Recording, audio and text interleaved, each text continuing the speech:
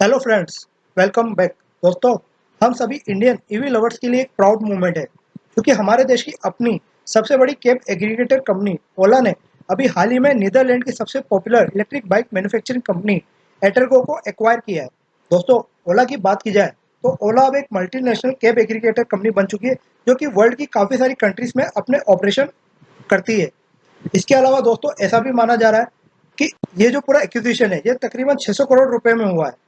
दोस्तों, आज की वीडियो में ना केवल हम लोग बात करेंगे एटरगो की और उसके स्पेसिफिकेशन और फीचर की, बल्कि हम लोग ये भी बात करेंगे कि ओला अभी किस टाइप के इलेक्ट्रिकल पायलट प्रोजेक्ट्स पे काम कर रही है। और इसके अलावा दोस्तों, मैं आज आपको बताने वाला हूँ कि इस एक्विजिशन के पीछे, यानी कि ओला ने जो एटरगो का एक्विजिशन किया है उसके पीछे ओला के आगे जाकर फ्यूचर प्लान क्या है, और साथ ही हमारे इंडियन ईवी मार्केट में ये एटरगो कब तक लॉन्च होने वाला है।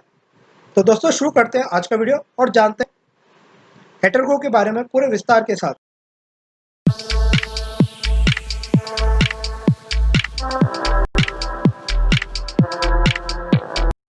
दोस्तों, सबसे पहले बात कर लेते हैं एटरगो के टेक्निकल स्पेसिफिकेशन की। और अगर हम लोग डायमेंशंस की बात करें तो इस गाड़ी की जो चौड़ाई है वो 700 mm है, ऊंचाई है 1155, और जो गाड़ी की टोटल लंबाई है एंड टू एंड वो है 1860 mm की। अगर गाड़ी के कर्व वेट की बात की जाए तो 74 kg के आसपास है।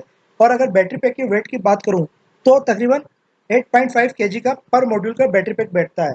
और अगर सीट हाइट की बात की जाए तो तकरीबन 800 mm के आसपास आती है। इसके बाद अगर हम लोग गाड़ी के ड्राइव ट्रेन सिस्टम के सबसे इंपॉर्टेंट पार्ट यानी कि मोटर की बात करें तो मोटर जो है वो तकरीबन 3 किलोवाट की है, जो कि मैक्सिमम पावर देती है 6 किलोवाट का, जिसका कि पीक पावर है 6 किलोवाट। और मोटर का जो नॉमिनल ऑपरेटिंग वोल्टेज है वो है 84 वोल्ट। और मैक्सिमम टॉर्क जो मोटर जनरेट करती है वो जनरेट करती है 50 न्यूटन मीटर का। इसके अलावा दोस्तों, ये जो मोटर है ये बेसिकली एसी ब्रूशलेस मोटर है, यानी कि जो मोटर टेक्नोलॉजी है हमारी बीएलडीसी टेक्नोलॉजी से ज़्यादा एडवांस है। अगर हम लोग गियर रेशियो की बात करें तो गियर रेशियो जो बेल्ट का और हमारे व्हील का और हमारी मोटर के बीच का जो गियर रेशियो है वो है तकरीबन 2.7। दोस्तों, यहाँ पर मेरा मतलब बेल्ट रेशियो से, जो कि 2.7 का है, यानी कि 50 न्यूटन मीटर को जो मोटर हमारी जनरेट करती है वो व्हील पर कन्वर्ट हो जाता है 35 न्यूटन मीटर का बेल्ट रेशियो 2.7 के हिसाब से। दोस्तों, इसके बाद अगर हम लोग बैटरी पैक की बात करें तो एटर्गो में एक जो सिंगल मॉड्यूल है उसकी पावर कैपेसिटी होती है 1155 वाट आवर।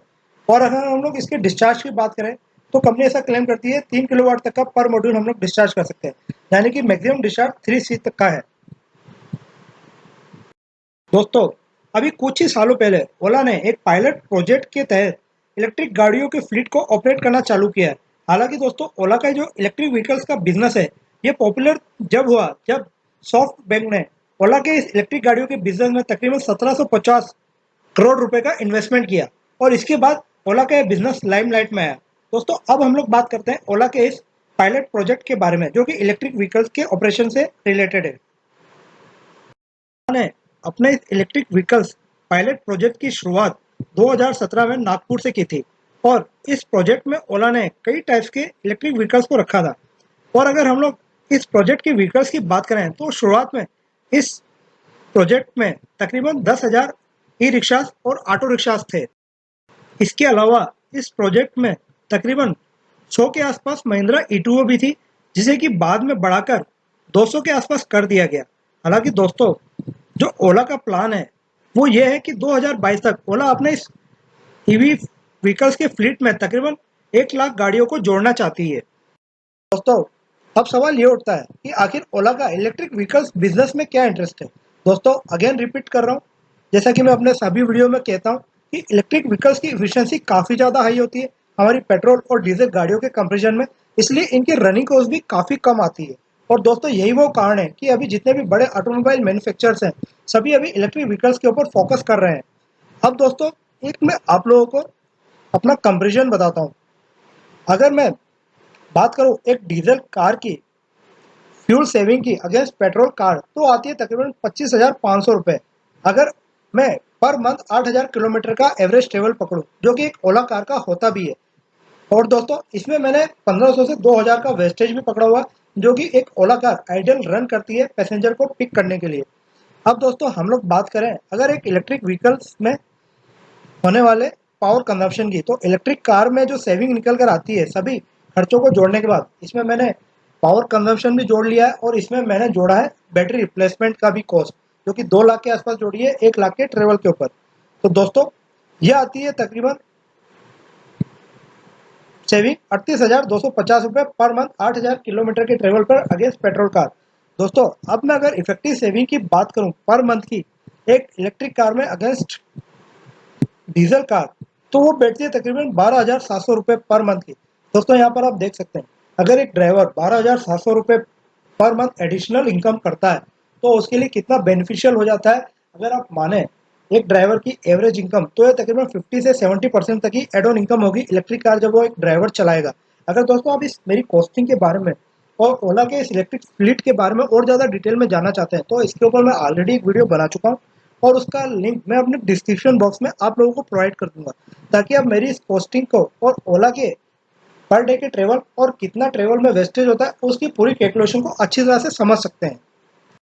दोस्तों अटर्गो का एक काफ़ी स्पेशल फीचर है, वो है उसका बैटरी पैक का साइज डायमेंशन। दोस्तों अटर्गो के बैटरी पैक की स्पेशलिटी ये है कि इसको हम लोग फुटरेस्ट के नीचे फिट कर सकते हैं और एक गाड़ी में आप मैक्सिमम 3 बैटरी पैक को आसानी से फिट कर सकते हैं। यानी कि अटेरगो आपको ऑप्शन देती है कि आप या तो अपनी रिक्वायरमेंट के हिसाब से एक बैटरी पैक ले लीजिए या 2 बैटरी पैक ले लीजिए या 3 बैटरी पैक ले लीजिए।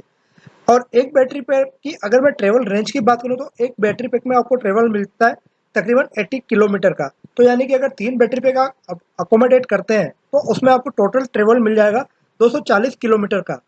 दोस्तों हालांकि ये जो क्लेम है ये कंपनी का क्लेम है कि आपको जो तकरीबन एक बैटरी पैक का पावर की बात करूँ तो होता है तकरीबन 1135, यानी कि अगर मैं 3 की बात करूँ तो तकरीबन हो जाएगा वो 3400 वाट के आसपास, यानी कि 3.4 किलो वाट के आसपास। उसमें उसमें कंपनी का क्लेम है कि ये गाड़ी इन तीनों बैटरी पैक के मॉड्यूल से तकरीबन 240 किलोमीटर का ट्रेवल कर सकती है। हालांकि अगर इकोनॉमिकल स्पीड में आप चलाएंगे तो शायद गाड़ी चल पाएगी, पावर मोड में मेरे हिसाब से गाड़ी 150 से 200 किलोमीटर के बीच में ही चल पाएगी।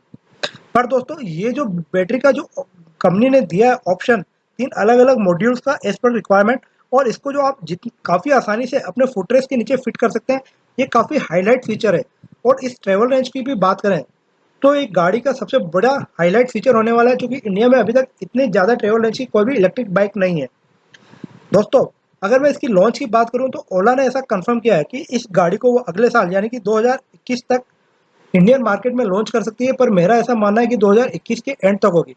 अब दोस्तों बात करते हैं कि ओला इस गाड़ी को बेचेगी या क्या करेगी। देखिए दोस्तों ओला बेसिकली एक कैब एग्रीगेटर कंपनी है, तो मेरा ऐसा मानना है कि वो बाइक शेयरिंग पर काम नहीं करेगी, क्योंकि इलेक्ट्रिक बाइक है ये।